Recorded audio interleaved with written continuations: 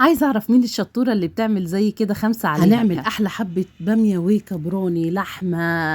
هتعملي انواع الباميه كلها بارخص ثمن بجد والله العظيم. مش عارفه الكيلو دلوقتي ب 50 جنيه ب 45. لا تعالى انا وانتوا نعملها 15 جنيه بس. يعني الكيلو اللي هتجيبيه ابو 50 ولا ب 45 تجيبي بداله 3 كيلو وتقمعيها وتشيليها في الفريزر وتاكلي منها طول السنه. ارخص واوفر. ليه نشتري الغالي لما ممكن نعملها بالرخيص؟ شايفين الباميه دي ب 10 جنيه ب 15 جنيه. انا جبت كميه وعملتها عندي في الفريزر وبعمل بيها كل الطاجن باميه او باميه عادي اللي هي الويكه اللي بتتضرب بالمضرب دي او اللي هي الطاجن. يعني ممكن تعمليها كل الطرق زي ما بتحبيها بقى. شايفين انا جبتها وشطفتها كويس وقمعتها، شلت فوق وتحت عشان بقى ابتدي اسلقها واشيلها في الفريزر. هنا انا بقول لكم خلي بالكم عشان بيبقى فيه شيخه. يعني ايه شيخه؟ هتلاقوها ما بتتقطعش كده ناشفه، دي ما تتعملش. هتاخدوا كل ده ترموه تعملوا بس السليمه. افرح قوي لو فرحتوني بالمتابعه والشير واللايك على اليوتيوب والفيسبوك باذن الله تعالى. طريقه السلق: هتحطي الميه على النار وتسقطيها في الميه 5 دقايق وتطلعيها عشان تقعد معاكي فتره طويله غلوه والتانيه، وتقومي بقى مطلعها حطها في ميه ساقعه او تشطفيها ميه من الحنفيه وخلاص على كده. هنا انا كنت حضرت الصلصه بتاعتي عايزه اوريها لكم.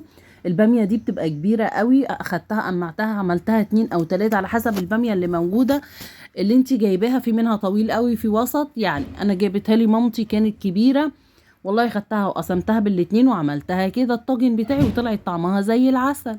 اما الباميه التانية اللي هتقطعيها فهي كده كده انت بتقطعيها بالسكينه بتشرطيها دواير دواير دواير وبتضربيها في الخلاط او بتضربيها بالمضرب او بالمفرغ. ليه نشتري الحاجة الغالية لما احنا ممكن نعملها بالرخيص؟ بجد والله انا عملتها وكانت طعمها حلو ولذيذ. اهم حاجة النفس ست الكل.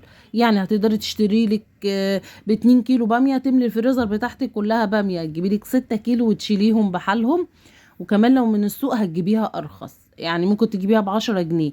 هنا انا عملتها بقى طاجن وطلعت طعمها حلو قوي. حبيت اوريكم واختصر الفيديو. لو حابين تشوفوا طريقة الباميه بنخزنها ازاي هحط لكم الرابط في صندوق الوصف وخلوه يظهر معاكم كمان باذن الله.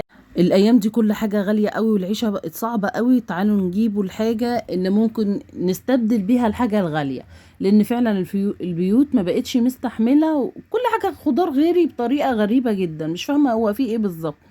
يعني هتعملي طاجن الباميه ده ياخد كله على بعضه 20-30 جنيه. ليه لما انت ممكن تعمليها ب60-70 جنيه؟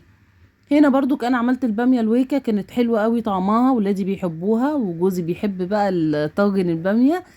هنا زي ما انتم شايفين حمرت لها التومه بتاعتها وطشيتها وجربت الطريقتين طلعت حلوه قوي. قلت طب ما انا ممكن انزل الفيديو ده للناس تستفاد باذن الله. تشجعوني باشتراك ولايك وشير وتنوروني على الفيسبوك واليوتيوب. يا اجدع ناس في الدنيا، ربنا يسعدكم يا رب. بحبكم في